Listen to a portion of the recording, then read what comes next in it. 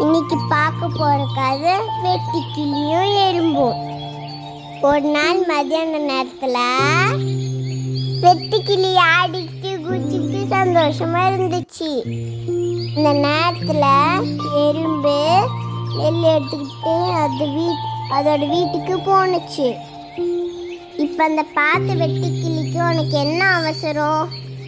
நீயும் என் கூட சந்தோஷமா ஜாலியா விளையாடலாமே அப்படின்னு சொன்னுச்சு. அதுக்கு எறும்பு, இன்னும் கொஞ்ச நாள் வெயில் காலம் முடிஞ்சிடும், அப்புறம் மழை காலம் வந்துடும்.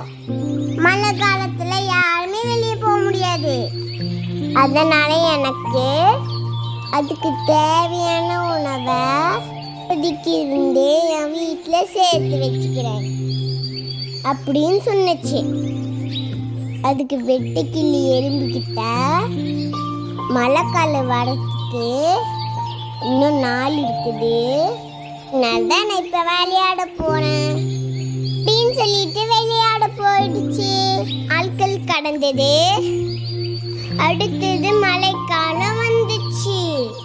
தான் சேர்த்து வச்ச உணவு உண்டு என்னோட வீட்டில் எறும்பு இருந்துச்சு. ஆனால் வெட்டுக்கிளிக்கு உணவை எதுவும் கிடைக்காத மலையில சுற்றி அலைஞ்சிட்டு இருந்துச்சு. இப்போ வெட்டுக்கிளிக்கு எறும்பு உணவை சேர்த்து வச்சிருந்தது. அதுக்கு ஞாபகம் வந்துச்சு. எறும்புக்கிட்ட உணவை கேட்கலாமனே ஞாபகம் வந்துச்சு. வெட்டுக்கிளி எறும்போட வீட்டுக்கு போனுச்சு. எனக்கு ரொம்ப ரொம்ப பசிக்குது, சாப்பிட்றதுக்கு உணவை கிடைக்குமான்னு கேட்டுச்சு.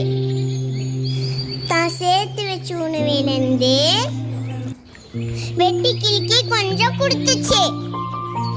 எறும்பு சொன்னுச்சு, அன்னைக்கு நீ என்னை பார்த்து சிரிச்சல்ல, அன்னைக்கு சேர்த்து வச்ச உணவை தான் 2 பேர்த்துக்கு உதவி செஞ்சிச்சு. அதனால தான் சோம்பேறித்தனம் இல்லாம உடமையா உழைக்கணும். இதனால தான் என்ன தெரிஞ்சுக்கணும்னா, கடின உழைப்பு உடனே பலன் தராவிட்டாலும் எப்பயாச்சும் ஒரு நாள் கண்டிப்பா பலன் தரும். இந்த கதை பிடிச்சிருந்துன்னா லைக் பண்ணிக்கோங்க, சப்ஸ்கிரைப் பண்ணிக்கோங்க.